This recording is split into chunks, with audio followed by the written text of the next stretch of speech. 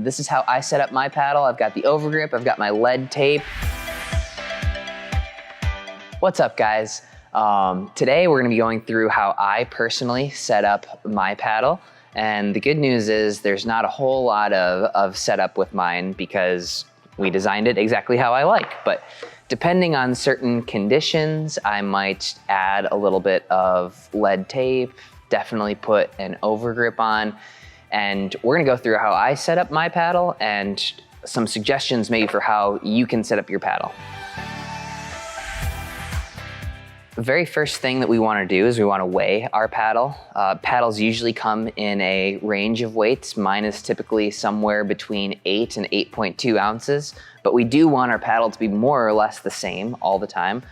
So it's good to have a baseline judgment. This one is currently at 8.3, so it's a little bit higher on the range than normal. So in that case, I'm probably gonna add a little bit less lead tape than normal. All right, so here I have some lead tape. Disclaimer, don't eat this. It's not good for you, okay? So right now I'm playing pickleball in Texas. It's been over 100 degrees for like 6 weeks straight. And so when it's that hot, the ball gets a little bit mushy. I'm gonna add actually a little bit more lead tape than normal. So I like to put my lead tape basically from the base of the grip up to about the XR, the bottom of the X here. Okay, so I'm gonna measure it out more or less. We got this. There it is. Oh no! Oh no! It's all, this is just, go find somebody else's video of how to set up their paddle. This is a disaster. You use it in case somebody hooks you on the pickleball court.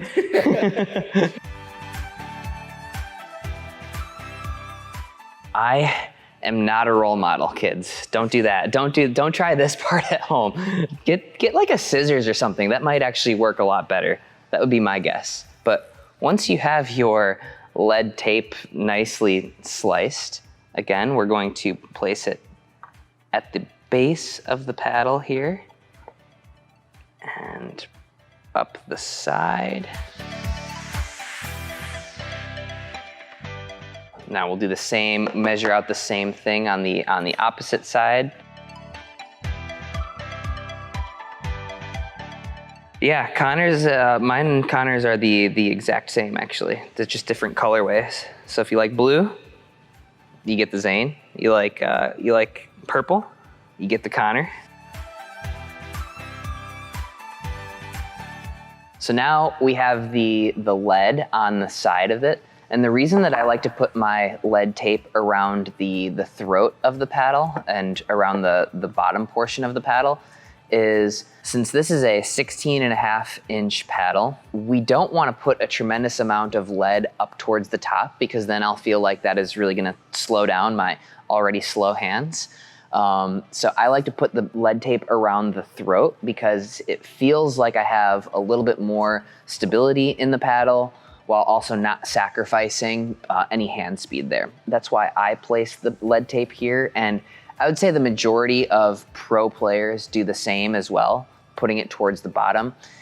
You sometimes see some people with a little bit of lead tape towards the top, but really the majority of your lead tape, if you are going to put some on a paddle, should probably be lower on the paddle. Otherwise, you're just gonna have too much of an impact on your hands. After the lead tape, I'm gonna grab some electrical tape and place it over the top of the lead tape. That way I am not getting any lead poisoning because we don't need that.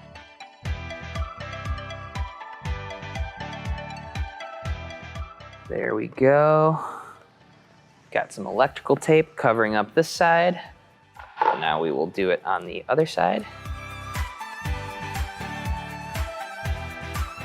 So what the electrical tape does is just make sure that you are not touching lead the whole time that you're playing, which is just not good for you. So again, the lead tape too is pretty personal to you and your paddle. I've found that this works best on the paddle that I created with Pro XR, but again, depending on your paddle, depending on the conditions that you might be playing on, you might want to add a little bit more lead tape here. You might want to change the distribution up towards the side. Actually, Chris Olson from Pickleball Studio has a very good video on where to place lead tape. I'll link to that in the description. Next step for me personally is I'm gonna put an overgrip on. So one thing to note is I actually sell some of my own used paddles on my website, znpickleball.com.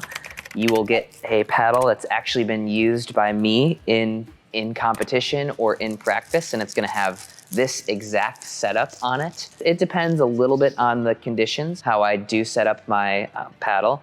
I might add a little bit more weight when it's hot. I might take some weight off when it's cool. But yeah, you can get this exact paddle on my website.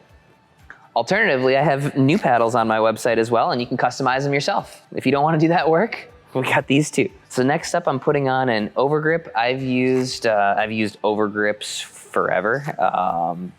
If you've never actually tried one out, I would say don't try one out because I think you're gonna get addicted. But they just feel so much better. They're a little bit tackier than the base grip of paddles, and it's all a little bit of personal preference. But I like to make mine a little bit thicker and have it go up all the way to the throat because I do have that two-handed backhand, and so my hand does come almost all the way up to the paddle there. So that way I'm gonna grip my paddle a little bit higher onto the throat. So after I've put my lead tape on, we end up at about 9.2. So I put on about an ounce, but even when you weight it up towards the bottom of that paddle, it doesn't feel like you're swinging much slower, but you do have a little bit more pop, a little bit more stability. So I do like mine to end up somewhere around 9.2 ounces.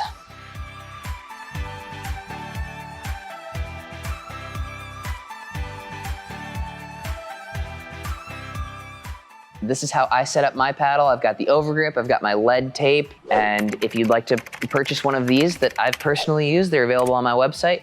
If you want to buy one and try it out yourself, customize it yourself, I also have new paddles on there. I have a whole different video reviewing the paddle itself, but that's my setup. Enjoy. If you liked today's video, please feel free to share it with a friend and make sure to subscribe. It helps me out and helps me grow my channel.